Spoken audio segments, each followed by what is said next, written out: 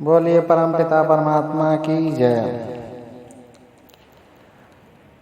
हम भक्ति किस प्रकार से करें और हमें परमात्मा को कैसे प्राप्त करें, परमात्मा क्या है और भगवान क्या है।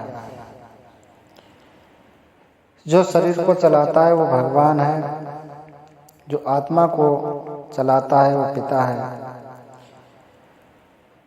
कहा है महर्षियों ने कि सत्य बराबर तप नहीं, झूठ बराबर पाप, जिसके हृदय साच है उसके हृदय आप। तो सत्य वो है कि हमारे जो अंदर बैठा हुआ परमात्मा का अंश आत्मा। आत्मा को कौन जानेगा और कौन पहचानेगा। आत्मा को एक मन उस आत्मा को देखेगा और आत्मा फिर वो परमात्मा को पहचानेगी और परमात्मा से मिलेगी।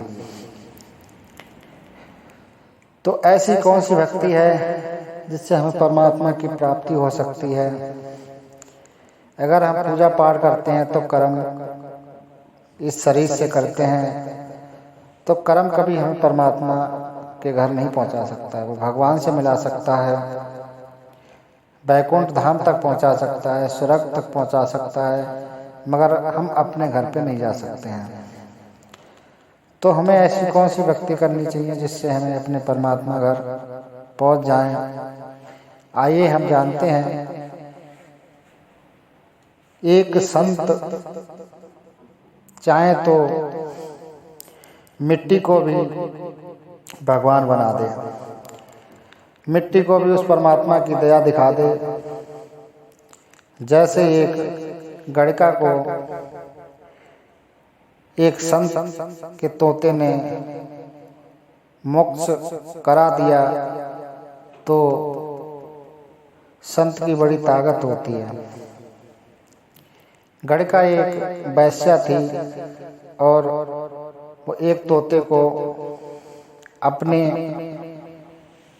घर पे ले आई थी। वो तोता किसी संत का था जिससे वो राम राम बोलता था, और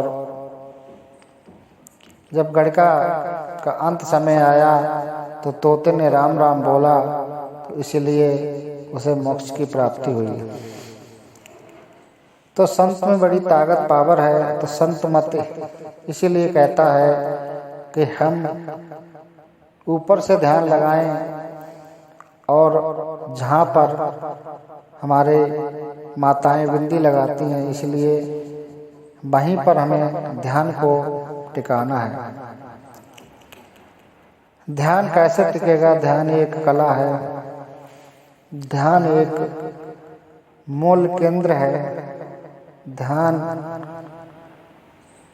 एक पावर डिवाइन लाइट है। ध्यान को अंदर जाएंगे तो हम उस धारा को स्मरण करते हुए, राधा रानी को स्मरण करते हुए उस धारा से जुड़ेंगे। भार कुछ नहीं, भार सिर्फ हमें कर्मों का फल और कर्म करने के लिए शरीर बनाया है। पूजा भक्ति भाव जो कुछ है वो अंदर है। भार न किसी को मिला है न किसी को मिलेगा। जितने हमारे संत हुए हैं उन्होंने अंदर से ही परमात्मा को पाया है। महर्षियों ने भी उस भगवान को अंदर से ही पाया है। चाहे वो विष्णु भगवान की भक्ति हुई हो, चाहे वो शंकर भगवान की भक्ति हो, चाहे वो ब्रह्मा की भक्ति हो, और चाहे वो दुर्गा माता की भक्ति हो। ऋषियों ने भी अंदर से उपासना करके और भगवान को प्राप्त किया है। इसलिए संत मत भी कहता है कि जो कुछ है अंदर है। संत मत की भक्ति परमात्मा को प्राप्त कराने की होती है। तो आइए राधा रानी को हम कैसे जानते हैं, कैसे धारा को पहचानते हैं, अंदर से ध्यान कैसे करते हैं, इसके क्या समय होता है और क्या इसका पूजा का सामग्री होती है।